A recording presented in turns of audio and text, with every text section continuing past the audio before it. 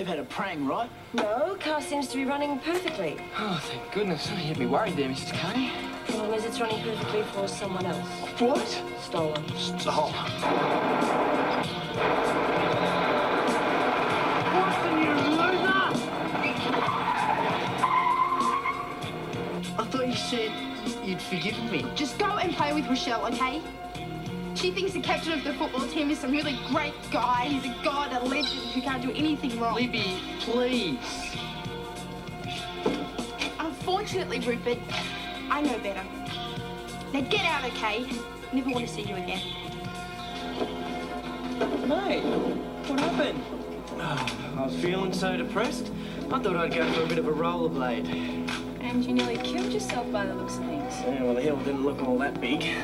But what I need now is the all-purpose sports injury cure. Chocolate milkshake, thanks, big brother. Yeah, sure, no worries. And a super deluxe pizza to soak it up. Hang on a second, didn't you just have dinner? Yeah. And you're still hungry? Oh, jeez. First I give up the smokes and then this. I need a little TLC and a lot of food to make me better, all right? I thought you were past that craving for food stage, all right? I was. Then George left, didn't she? I miss her like crazy. If you're having problems dealing with your cravings, you should see a holistic healer. A holy what? Someone who practices Chinese medicine. She's joking, right? Catherine's not the type of joke, mate. No, seriously, it might not help you with your leg, but it will help you give up smoking. Oh, what, taking all that herbal gunk and getting jabbed with pins?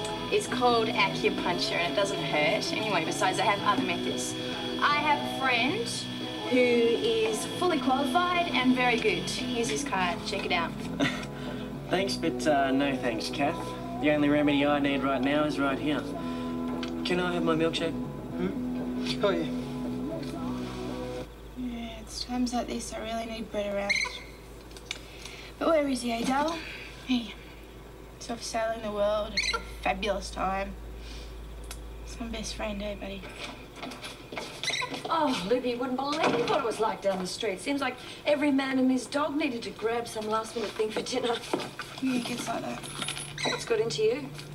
I split up with Rupert. Oh, what happened? I thought you and Rupert were getting on quite well. So did I. But it seems he's getting on with Rochelle Stick even better. Rochelle? You know, she's in Billy's year. Oh. She and Rupert got to know each other really, really well at that footy party Billy missed out on. There are even photos of the two of them going for it. Oh, Liv, I'm sorry. I thought Rupert was better than that. You sit with me, Mum. Why do I always get the guys who are going to stuff me around? It's like I advertise or something. Well, you have had a pretty rough go. But not all boys are like that. I know. I was just thinking how great it would be if Brett was still here. He's the only nice guy I've ever really known. Well, there are lots of other nice guys like Brett out there. You just have to be a little bit more selective and not rush in. It's easy to say in hindsight, Mum. Still doesn't make you feel any better.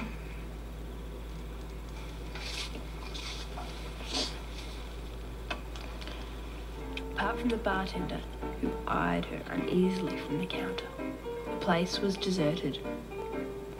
Undeterred, Jade approached the bar and in her smooth, sad voice requested, "A drink with a smile in it, thanks. Your choice." The bartender nodded and proceeded to pour the drink. Jade reached into her shoulder bag for some money to pay him, but instead came across a dog-eared photograph of David. She had taken the photograph herself, shortly after she and David had become lovers. His beautiful, bold face stared out at her.